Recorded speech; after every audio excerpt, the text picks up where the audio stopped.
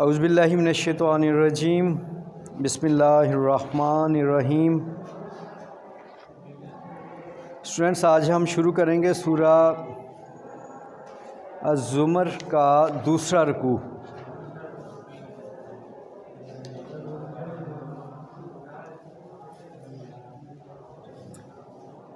اعوذ باللہ من الشیطان الرجیم بسم اللہ الرحمن الرحیم۔ قل یا عباد الذین آمنوا اتقوا ربکم للذین احسنوا فی ہذہ الدنیا حسنہ۔ قل کہہ دیں، یا عباد الذین آمنوا اتقوا، اے میرے بندو، الذین جو کہ آمنوا ایمان لائے ہو، نتقوا ڈرو۔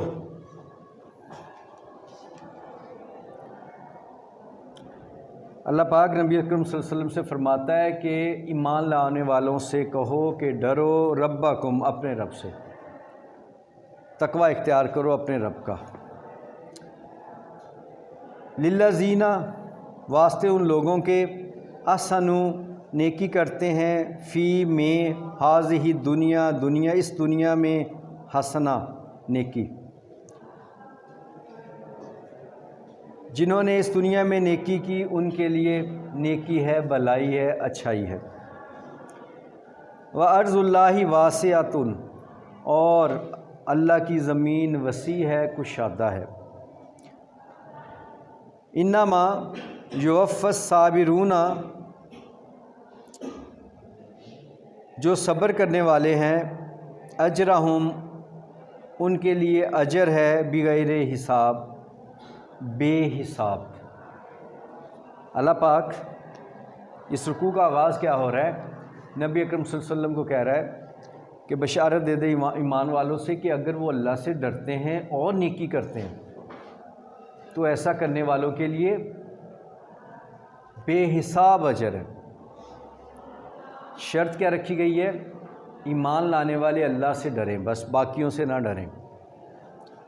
دنیا کے نظام کیا ہے، خاندان کے رواج و رسم کیا ہے، جو اللہ نے کہا ہے بس اسے ہی سامنے رکھیں اور اسی کے ہی بندے بنیں۔ نیکی کرنے کا مطلب یہ کہ ان احکامات پہ چلنا جو اللہ پاک نے اپنے پیغمبر صلی اللہ علیہ وسلم کے ذریعے ہم تک پہنچائے ہیں۔ تقوی اختیار کیا جائے، اللہ سے ڈرا جائے، یہ ایمان لانے کے بعد کی شرط ہے۔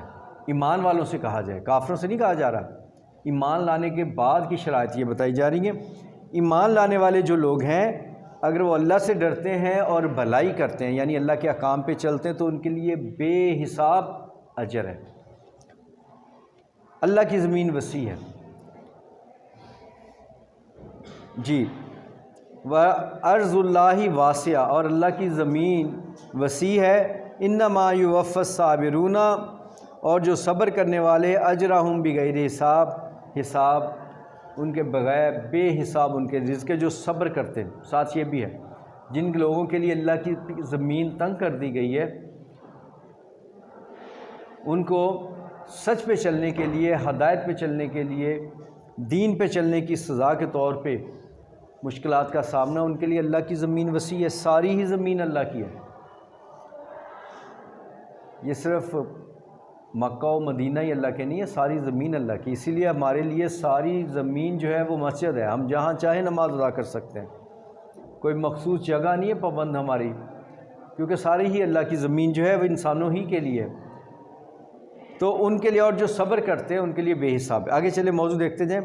قل انی امرت ان اعبد اللہ مخلصا لہ الدین۔ قل کہہ دیں، انی امرت، مجھے حکم دیا گیا، امر ہوتا ہے حکم ہونا، مجھے، بے شک مجھے حکم دیا گیا ہے، ان اعبد اللہ، کہ میں اللہ کی عبادت کروں، اللہ کی بندگی کروں، مخلصاً، خالص ہو کر، لہ الدین، اس کے طریقہ زندگی کے مطابق۔ پہلا حکم دیا گیا ہے کہ مومنوں سے کہیں کہ اللہ سے ڈریں۔ دوسرا حکم یہاں پہ کیا ہے کہ آپ صلی اللہ علیہ وسلم کو کیا کہا گیا کہ آپ بتا دیں سب کو کہ مجھے حکم دیا ہے اللہ کی عبادت کو خالص کر کے اس کی بندگی کروں، اس کے دین پہ چلوں۔ دوسری بات آ گئی، وَأُمِرْتُ، اور یہ بھی حکم دیا گیا ہے لِأَنَّ أَكُونَ أَوَّلَ الْمُسْلِمِينَ، اور یہ کہ میں ہوں پہلا مسلمان، سب سے اول مسلمان میں بنوں، یعنی آپ صلی اللہ علیہ وسلم کو کہا گیا کہ سب سے پہلے آپ عمل کریں گے۔ مسلمان کا معنی کیا ہوتا ہے؟ تسلیم کرنے والا۔ مومن کا معنی کیا ہے؟ ایمان لانے والا۔ ایمان وہ چیز جس پہ آپ آنکھیں بند کر کے مکمل یقین کے ساتھ عقیدہ رکھتے ہیں، اسے ایمان کہتے ہیں۔ ہمارے ایمان میں کیا ہے؟ اللہ پہ ایمان، رسولوں پر ایمان، کتابوں پر ایمان، فرشتوں پر ایمان، آخرت پر ایمان، ہے نا؟ اسلام اس کے بعد کا درجہ ہے۔ اسلام عملی چیز ہے۔ آپ نے جو پڑھا ہے ارکان اسلام کیا ہے؟ کلمہ شہادت، نماز، روزہ، زکوٰۃ، جہاد، حج، ہے نا؟ اسلام پریکٹیکل چیز ہے۔ ایمان آپ کے عقیدے کی بات ہے، جو اندر عقیدہ ہے۔ عقیدے کا لفظ، عقیدہ عقد سے لفظ سے نکلا ہے، جس کا معنی گانٹھ لگانا، گرہ باندھنا۔ ہم نے دل کے اندر کوئی گرہ باندھی ہے ایمان کی۔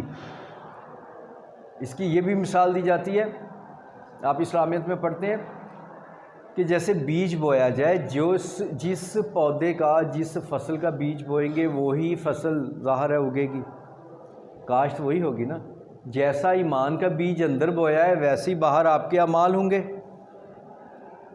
ایمان اندر کی، آپ کی ایمان اور یقین کی یہ جو کیفیت ہے، اسے ہم ایمان کہتے ہیں، عقیدہ جو ہے۔ جبکہ اسلام عملی چیز ہے، پریکٹیکلی ہے سب۔ پہلے کیا کہا گیا کہ ایمان والے اور تقوی اختیار کریں، صبر کریں، اللہ اجر دے گا۔ اب کیا کہا جا رہا ہے کہ خالص دین پہ چلا جائے اور سب سے پہلے مسلم تم بنو، یعنی عمل کرنے والے، تسلیم کرنے والے۔ مسلم کا معنی تسلیم کر لینے والا، تو سب سے پہلے تسلیم کرنے والے آپ بنیں، آپ صلی اللہ علیہ وسلم کو کہا جا رہا ہے۔ یعنی آپ کر کے دکھائیں ان کو، دین پہ ایسے چلنا، خالص دین پہ جس میں کوئی ملاوٹ نہ ہو۔ کل اگلی بات پھر کہا جا رہا ہے، کہہ دیں انی اخاف ان عصیت ربی عذاب یوم عظیم۔ پھر تیسرا کیا کہا جا رہا ہے کہنے کا؟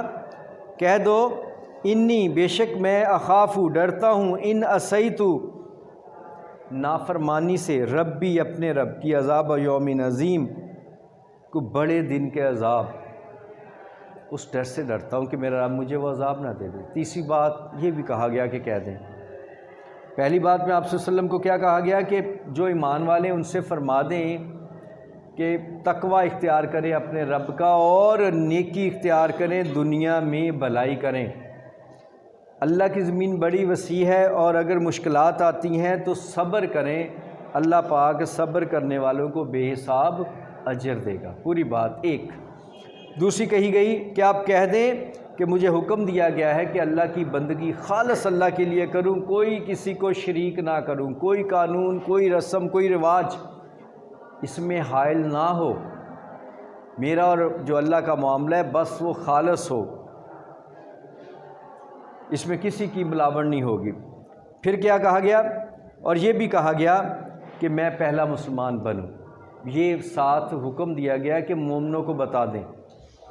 تیسرا حکم کیا؟ کل انی اخاف، کہہ دے کہ میں ڈرتا ہوں اس حکم کی نافرمانی میں اپنے رب کے عذاب سے، کہ اگر میں نے بات نہ مانی، اگر نہ خالص دین پہ چلا، اگر کوتاہیاں کر لیں تو عذاب عظیم ہے، عذاب یوم عظیم، اس بڑے دن کا، بڑے دن کے عذاب کا، یعنی قیامت کے دن کے عذاب کا۔ عذاب عظیم بھی کہا گیا ہے ایک قرآن میں اس قیامت کے عذاب کو، یہاں پہ عذاب یوم عظیم، دن کو بھی بڑا کہہ دیا گیا کہ اس بڑے دن کے عذاب سے مجھے ڈر لگتا ہے۔ تین باتیں کہی گئیں یہاں تک کہ آپ صلی اللہ علیہ وسلم فرما دیں۔ کون سی پہلی؟ آپ صلی اللہ علیہ وسلم فرما دیں ان سے، مومنوں سے کہا جا رہا ہے، یہ مشرکین سے بات نہیں ہو رہی، ایمان لانے والے ہم لوگ، یہ کہ اللہ سے ڈریں، اپنے رب سے ڈریں اور دنیا میں بھلائی کریں، بھلائی اختیار کریں۔ زمین اللہ کی وسیع ہے، مشکل ہوتی ہے تو اس کا مطلب ہے وہاں سے چلے جائیں، جہاں آپ کو دین پہ پورا عمل کرنے کا موقع نہیں ملتا چھوڑ دیں اس جگہ کو۔ اللہ صبر کرنے پہ آپ وہاں رہ کے بھی دین پہ عمل کریں گے تو بھی صبر کرنا پڑے گا، آپ ہجرت کر جاتے ہیں تو اس کی مشکلات بھی ہیں، صبر تو آپ کو کرنا پڑے گا، اللہ بے حساب اجر دے گا۔ اور اگلا حکم کیا تھا؟ کہہ دیں کہ اللہ کے دین پہ خالص یکسو ہو کے عمل کرنا ہے، اور سب سے پہلا کہا گیا کہ میں عمل کروں۔ وَأُمِرْتُ لِأَنْ أَكُونَ أَوَّلَ الْمُسْلِمِينَ، کہ مسلمانوں میں سے پہلا میں بنوں۔ تیسرا حکم کیا کہ کہہ دیں کہ مجھے ڈر لگتا ہے اس بڑے دن کے عذاب سے، یعنی ہمیں کہہ دیا جائے کہ ڈر لگتا ہے، ہمیں بھی ڈر لگنا چاہیے۔ یہاں پہ ڈر والی بات جو پیچھے دین پہ چلنے والی بات کے ساتھ جڑی ہوئی ہے، حکم سے حکم جڑا ہوا ہے کہ نہیں کریں گے تو ڈر جائیں پھر بڑے دن کے عذاب سے، اگر دین پہ نہیں چلیں گے تو ڈر جائیں بڑے دن کے عذاب سے۔ قُلِ اللَّهَ اعْبُدُ مُخْلِصًا لَهُ دِینِی، پھر کہا جا رہا ہے کہہ دیں، چوتھا کل آ رہا ہے یہاں پہ، کہہ دیں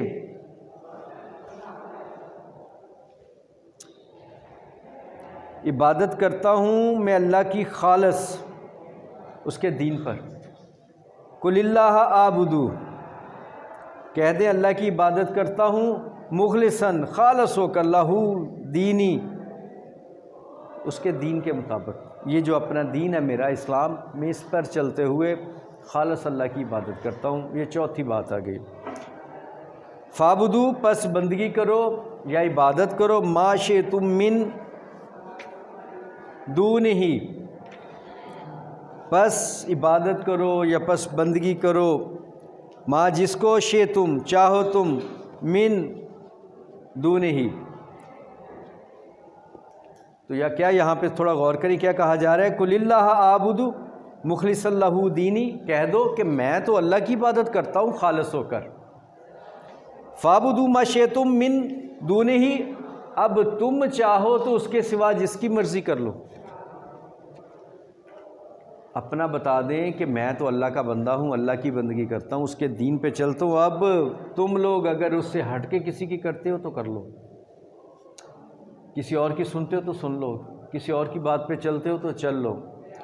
قُلْ إِنَّ الْخَاسِرِينَ الَّذِينَ خَسِرُوا أَنفُسَهُمْ وَأَهْلِيهِمْ يَوْمَ الْقِيَامَةِ، پھر کہا جا رہا ہے قُلْ کہہ دے، إِنَّ الْخَاسِرِينَ، خاسرین الَّذِينَ، بے شک نقصان اٹھانے والے لوگ وہ ہیں، خسروا انفسہم، جنہوں نے اپنی جانوں کا نقصان اٹھایا ہے، واہلیہم، اور اپنے گھر والوں کا، یوم القیامہ، قیامت کے دن۔ اگر میں تو اللہ کی بندگی کرتا ہوں خالص ہو کر، ہاں تم جس کی کرنا چاہو پھر کر لو، اگر ملاوٹ کی بات ہو رہی ہے، کسی اور کی ملاوٹ اس میں کرنا چاہتے ہو، اللہ کے حکم کے مقابلے میں کوئی اور حکم ماننا چاہتے ہو، مان لو، تو کہہ دو نقصان اٹھانے والے تو وہی ہیں جنہوں نے قیامت کے دن اپنا اور اپنے گھر والوں کا نقصان کرنا ہے۔ پھر جو شخص کسی اور راہ پہ نکلتا ہے پھر وہ گھر والوں کو بھی خراب کرے گا نا، تو ان کو بھی پوری طرح خالص دین پہ نہیں چلنے دے گا، تو ان کی بربادی کا بھی باعث بن جائے گا۔ الا، خبردار، ذالک هو الخسران المبین، دیکھو یہ سری، ذالک یہ، دیکھو یہ تو وہ نقصان ہے جو صاف صاف دکھائی دیتا ہے، مبین، واضح، سری جسے کہتے ہیں، صاف، یہ صاف نقصان ہے۔ آج جو من مرضی کرو گے تو کل اتنا بڑا اس کا مداوع کرنا ہوگا جہنم کی صورت میں، یہ تو بڑا کھلا نقصان ہے، بہت بڑی سودے بازی ہے یہ تو، اتنی کم سے دنیاوی فائدے کے لیے اتنا بڑا آخرت کا نقصان کرنا، یہ تو صاف نقصان ہے، ہر ایک کو نظر آ جائے گا۔ لَهُم مِّن فَوْقِهِمْ ظُلَلٌ مِّنَ النَّارِ وَمِن تَحْتِهِمْ ظُلَلٌ، ذَلِكَ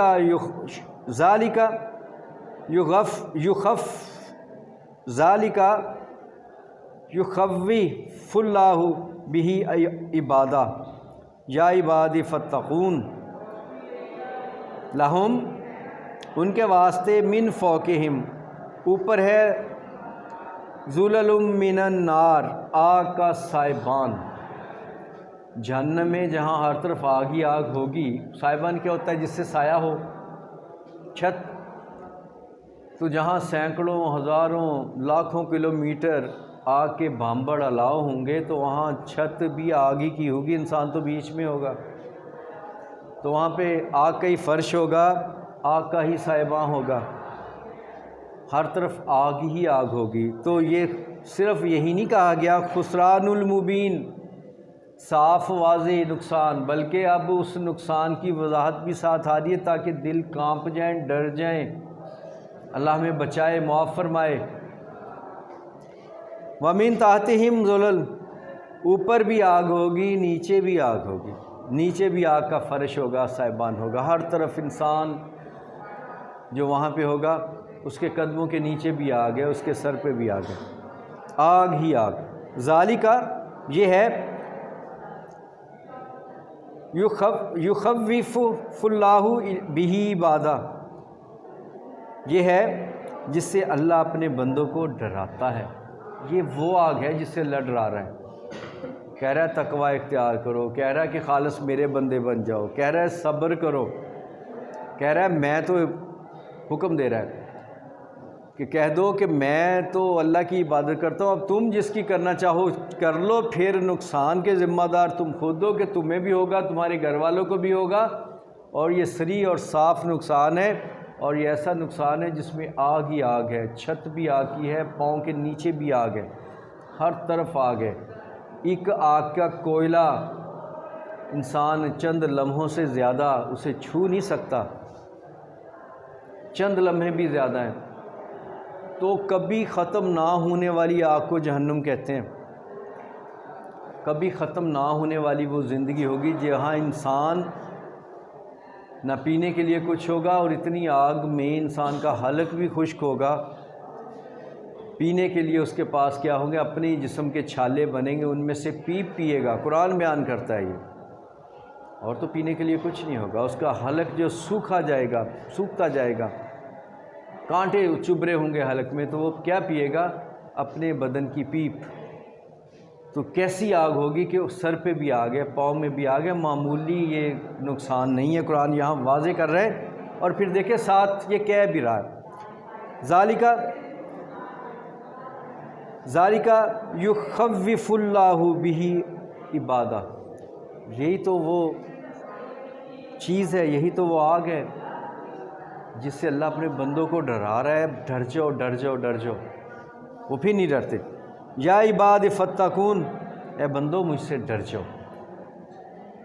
پھر وہ آخر پہ کہہ رہا ہے، دوبارہ حکم دے رہا ہے، ریکویسٹ نہیں کر رہا، وہ مالک ہے، وہ کہہ رہا ہے بندو مجھ سے ڈر جاؤ۔ یہ خوفناک نقصان ہے، یہ خوفناک چیز ہے۔ تو بچے یہاں تک ہم اس دیکھتے ہیں، اسے ہم دہرا لیں گے انشاءاللہ، اور کل باقی مکمل کرنے کی کوشش کریں گے۔